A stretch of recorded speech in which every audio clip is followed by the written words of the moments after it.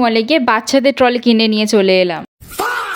তো hello everyone, welcome to my another mini blog. তো আজকের আমি আর বোন একটু বেরিয়েছিলাম। আসলে বোন অনেকদিন ধরেই বলছিল একটি কোথাও বেরোনোর জন্য, কারণ ওর এক্সামটা সবে শেষ হয়েছে। আর আমাদের এখানে ঘুরতে যাওয়ার জায়গা তো মানে ওই একটাই, নদীর পাড়। আর জেঠিঘাটের ওখানটায় এতটাই ভিড় ছিল যে আমি আর বোন ওখানে না দাঁড়িয়ে ওখান থেকে একটু দূরে গিয়ে একটা জায়গায় দুজনে কিছুক্ষণ বসেছি। এখন তো ইলিশের সিজন, মানে চারিদিকেই শুধু ইলিশ মাছ বিক্রি হচ্ছে। এখন বেরিয়েছিল বলে বোনেরও অনেকটা খিদে পেয়ে গিয়েছিল, তাই আমাদের এখানে একটা নতুন ওপেন হওয়া একটা ক্যাফেতে গিয়েছিলাম। নতুন বলাটা ভুল, এটা অনেকদিন আগেই ওপেন হয়েছে, তবে জায়গাটা ট্রান্সফার হয়েছে। আর ওকে কোথাও নিয়ে গেলে একটাই তো সমস্যা, ও কোনো পেঁয়াজ খায় না, পেঁয়াজের ছোঁয়া খাবারও খায় না। তাই ওকে আমি মেনু কার্ড দিয়ে দিয়েছিলাম, বললাম যে তুই কি খাবি তুই সেটা দেখে নে। আর ও অনেক খুঁজেও কিছু পেলো না, অ্যাট লাস্ট মেনু কার্ডটা আমাকেই দিয়ে দিল। আর আমি অনেকটা খুঁজে একটা কোল্ড কফি আর একটা চিকেন উইংস অর্ডার করে দিয়েছিলাম, তাও তার উপরে পেঁয়াজ দিয়ে দিয়েছিল। আর আমার অবস্থা দেখো, ওর জন্য রেস্টুরেন্টে বসেও আমাকে ওর খাবার থেকে পেঁয়াজগুলো সরিয়ে রাখতে হতো। আর বোন দেখে একটা বড় দেখে চিকেন উইংস তুলেছিল, ওকে দেখে আমিও একটা বড় দেখে তুলতে গিয়ে দেখলাম আমারটা শুধু হাড় ছাড়া আর কিছুই নেই।